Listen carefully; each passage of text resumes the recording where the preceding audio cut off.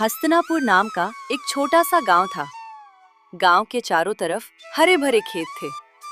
सुबह होते ही किसान अपने खेतों की ओर निकल जाते थे।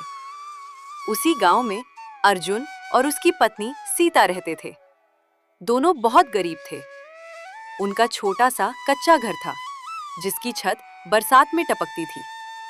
घर में ज्यादा सामान भी नहीं था, लेकिन दोनों मेहनती और ईमानदार थे। हर सुबह सूरज निकलने से पहले अर्जुन उठ जाता था। वह अपना पुराना फावड़ा उठाता और खेतों की तरफ निकल जाता। सीता भी उसके साथ खेत में काम करती थी। एक सुबह सीता ने अर्जुन से कहा, सुनिए जी, घर में बस थोड़ा सा आटा बचा है। अगर इस बार फसल अच्छी नहीं हुई तो बहुत परेशानी हो जाएगी। मैं जानता हूँ सीता, लेकिन चिंता मत करो। भगवान पर भरोसा रखो। मेहनत करने वालों का साथ भगवान कभी नहीं छोड़ता। दोनों खेत में काम करने लगे। दोपहर होते होते तेज धूप पड़ने लगी। दोनों बहुत थक गए थे, इसलिए वे घर की तरफ लौटने लगे। घर जाने के रास्ते में एक बिरयानी का ठेला था। ठेले पर बड़े बड़े अक्षरों में लिखा था, 100 रुपए प्लेट चिकन बिरयानी। ठेले से इतनी स्वादिष्ट खुशबू आ रही थी कि वहाँ से गुजरने वाला हर इंसान रुक जाता था। अर्जुन जी, कितनी अच्छी खुशबू है। हाँ सीता, सच में बहुत अच्छी खुशबू है। काश हम भी एक प्लेट बिरयानी खा पाते। अर्जुन ने अपनी जेब टटोली। जेब में सिर्फ 5 रुपए थे। वह उदास होकर बोला, आज नहीं सीता, शायद किसी दिन हमारी हालत अच्छी हो जाए, तब हम भी खाएंगे। सीता कुछ नहीं बोली। दोनों आगे बढ़ गए, लेकिन उनके दिल में बिरयानी खाने की इच्छा रह गई। अगले दिन भी वही हुआ। जब दोनों खेत से लौट रहे थे, तब फिर वही खुशबू आई। इस बार सीता ठेले को देखते हुए रुक गई। बिरयानी वाला लोगों को प्लेटें दे रहा था। लोग खाते हुए कह रहे थे, वाह क्या स्वाद है। सीता की आंखों में चमक आ गई। अर्जुन जी, एक दिन मैं भी ऐसी बिरयानी बनाना सीखना चाहती हूँ। हम तो मुश्किल से घर का खर्च चला पा रहे हैं, और तुम बिरयानी की दुकान की बात कर रही हो। सपना देखने में क्या जाता है। बात तो सही है। कुछ दिन बाद गांव में सूखा पड़ गया। फसल खराब होने लगी।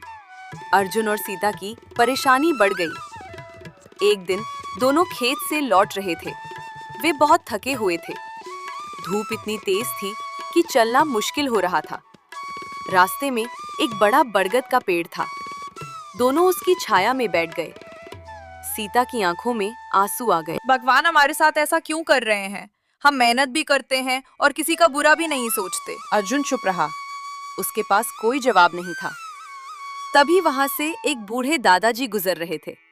उनकी लंबी सफेद दाढ़ी थी। हाथ में लकड़ी की छड़ी थी। उन्होंने दोनों को उदास बैठे देखा। दादाजी उनके पास आए और बोले, बेटा, इतनी छोटी उम्र में चेहरे पर इतनी उदासी क्यों है? दादाजी, हम गरीब लोग हैं, मेहनत करते हैं, लेकिन जिंदगी सुधरने का नाम नहीं ले रही। बस इतनी सी बात? दादाजी, हमें बिरयानी बहुत पसंद है, लेकिन हम खरीद भी नहीं सकते। दादाजी कुछ देर सोचते रहे। फिर उन्होंने कहा, अगर मैं तुम्हें दुनिया की सबसे स्वादिष्ट बिरयानी बनाना सिखा दूं तो? अर्जुन और सीता दोनों चौंक गए। हाँ बेटा, लेकिन मेरी भी एक शर्त है। कैसी शर्त? इस दुनिया में मेरा कोई नहीं है, मैं अकेला हूँ। अगर तुम दोनों मेरी सेवा करोगे, मुझे खाना दोगे और परिवार की तरह रखोगे, तो मैं तुम्हें बिरयानी बनाने का ऐसा हुनर सिखाऊंगा कि पूरा गांव तुम्हारा नाम जानेगा। अर्जुन और सीता ने एक दूसरे की तरफ देखा। दादाजी, आज से आप हमारे परिवार का हिस्सा हैं। दादाजी की आंखों में खुशी के आंसू आ गए। उन्होंने कहा, आज से तुम्हारी किस्मत बदलने वाली है। दादाजी की बात सुनकर अर्जुन और सीता बहुत खुश हुए। उस दिन से दादाजी उनके घर में रहने लगे। घर छोटा था, खाने की भी कमी थी, लेकिन दोनों ने कभी दादाजी को ये महसूस नहीं होने दिया कि वे उनके लिए बोझ हैं। अगली सुबह दादाजी सूरज निकलने से पहले उठ गए। उन्होंने देखा कि अर्जुन खेत जाने की तैयारी कर रहा है। अर्जुन बेटा, आज खेत पर मत जाओ। आज से तुम्हारी नई शिक्षा शुरू होगी। लेकिन दादाजी, खेत पर नहीं जाऊंगा तो घर का खर्च कैसे चलेगा? कभी कभी बड़ा पाने के लिए छोटा छोड़ना पड़ता है। दादाजी, क्या आज आप हमें बिरयानी बनाना सिखाएंगे? हाँ बेटी, लेकिन याद रखना, बिरयानी सिर्फ चावल और चिकन का नाम नहीं है। बिरयानी एक कला है। उस दिन दादाजी दोनों को बाजार ले गए। उन्होंने एक एक मसाला दिखाना शुरू किया। ये दालचीनी है, ये तेज पत्ता है, ये इलायची है और ये केसर। दादाजी, क्या सिर्फ मसालों से बिरयानी स्वादिष्ट बन जाती है? नहीं बेटा, मसाले स्वाद देते हैं, लेकिन असली स्वाद बनाने वाले के दिल में होता है। अगले कई दिनों तक दादाजी उन्हें सिर्फ मसालों की पहचान करवाते रहे। कभी चावल चुनना सिखाते, कभी चिकन साफ करना। कई बार अर्जुन अधीर हो जाता। दादाजी, आप हमें बिरयानी बनाना कब सिखाएंगे? जिस दिन नींव मजबूत हो जाएगी, उस दिन महल बनाना आसान होगा। एक दिन आखिर वो समय आ गया। दादाजी ने बड़ा सा बर्तन निकाला।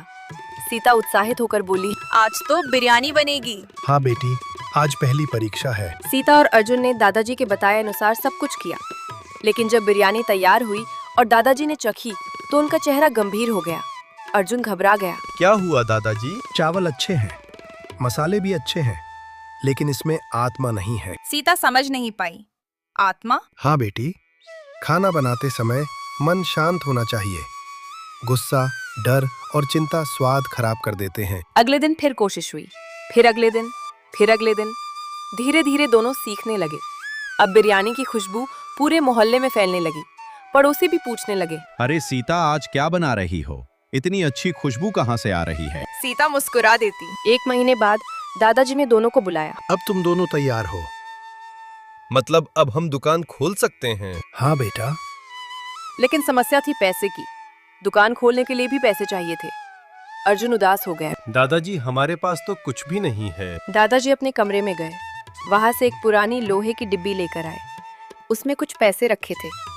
अर्जुन हैरान रह गया। दादाजी, ये पैसे? मैंने सालों से संभाल कर रखे थे। अब इनकी जरूरत मुझे नहीं, तुम्हें है। दादाजी, मैं ये पैसे नहीं ले सकता। अगर मुझे अपना पिता मानते हो तो मना मत करो। कुछ दिनों बाद गांव के चौराहे पर एक छोटा सा ठेला तैयार हो गया। उस पर बड़े अक्षरों में लिखा था 30 रुपए प्लेट चिकन बिरयानी। उद्घाटन वाले दिन अर्जुन बहुत घबराया हुआ था। अगर कोई ग्राहक ही नहीं आया तो? दादाजी ने कहा है ना, मेहनत कभी बेकार नहीं जाती। पहला घंटा बीत गया, कोई ग्राहक नहीं आया। दूसरा घंटा बीत गया, फिर भी कोई नहीं आया। अर्जुन का चेहरा उतर गया। तभी एक बूढ़ा किसान वहां आया। बेटा, एक प्लेट बिरयानी देना। अर्जुन ने कांपते हाथों से प्लेट तैयार की। किसान ने पहला निवाला खाया, फिर दूसरा, फिर तीसरा। अचानक उसके चेहरे पर मुस्कान आ गई। वाह, ऐसी बिरयानी मैंने आज तक नहीं खाई। उस किसान ने गांव में सबको बताना शुरू कर दिया। अगले दिन 5 ग्राहक आए, फिर 10, फिर 20 और कुछ ही दिनों में ठेले के सामने लाइन लगने लगी। लेकिन गांव में पहले से एक बिरयानी वाला भी था। उसका नाम था कल्लू। कल्लू कई सालों से बिरयानी बेच रहा था।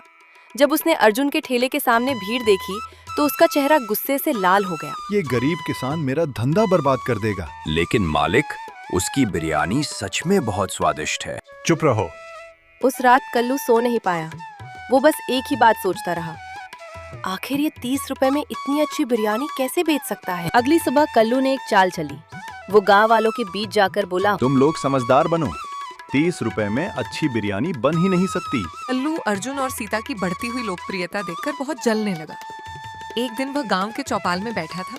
तभी उसने गांव वालों से कहा, अरे भाइयों, जरा सोचो, 30 रुपए में अच्छी चिकन बिरयानी कैसे मिल सकती है? जरूर ये लोग नकली मसाले इस्तेमाल करते होंगे। हाँ, बात तो सही लगती है। इतनी सस्ती बिरयानी में कुछ तो गड़बड़ होगी। धीरे धीरे अफवाह पूरे गांव में फैल गई। ग्राहक कम होने लगे। उस शाम अर्जुन और सीता दुकान बंद करके घर पहुंचे। अर्जुन जी, आज फिर बहुत कम ग्राहक आए। हाँ सीता, लगता है कल्लू की बातें लोगों पर असर कर रही हैं। तभी दादाजी वहां आए। बेटा, परेशान मत हो। झूठ कुछ समय के लिए जीत सकता है, लेकिन हमेशा नहीं। अगले दिन कल्लू ने 2 लोगों को पैसे दिए। तुम दोनों पंचायत के सामने कहना कि बिरयानी खाकर बीमार हो गए थे। ठीक है मालिक। जैसा आप कहें। दोपहर में दोनों अर्जुन की दुकान पर पहुंच गए। गांव वालों, ये बिरयानी मत खाना। हम इसे खाकर बीमार हो गए थे। अगर ये सच है तो पंचायत में फैसला होना चाहिए। शाम को पंचायत बुलाई गई। अर्जुन, तुम पर आरोप है कि तुम नकली सामान से बिरयानी बनाते हो। तुम क्या कहना चाहते हो? सरपंच जी, मैंने कभी किसी को धोखा नहीं दिया। अगर ये सच बोल रहा है तो सबके सामने बिरयानी बनाकर दिखाए। ठीक है, यहीं पंचायत के सामने बिरयानी बनेगी। डर मत बेटा, आज सच की जीत होगी। अर्जुन और सीता ने वही बिरयानी बनानी शुरू कर दी। थोड़ी देर में खुशबू पूरे मैदान में फैल गई। बिरयानी तैयार होने पर सरपंच ने पहला निवाला खाया। वाह, बहुत स्वादिष्ट बिरयानी है। पूरा गांव हैरान रह गया। तभी कल्लू के दोनों आदमी डर गए। सरपंच जी, हमें माफ कर दीजिए। हम झूठ बोल रहे थे। हमें कल्लू ने पैसे दिए थे। कल्लू, क्या ये सच है? हाँ सरपंच जी, ये सब मैंने ही करवाया था। मुझसे गलती हो गई। मैं अर्जुन और सीता की सफलता से जलने लगा था। अर्जुन, मुझे माफ कर दो। अगर तुम्हें अपनी गलती का एहसास हो गया है तो मैं तुम्हें माफ करता हूँ। दूसरों को गिराकर कोई कभी आगे नहीं बढ़ सकता। आज मुझे मेरी सबसे बड़ी सीख मिल गई। गांव वाले तालियां बजाने लगे। ईमानदारी, मेहनत और अच्छे व्यवहार से इंसान हर मुश्किल को पार कर सकता है।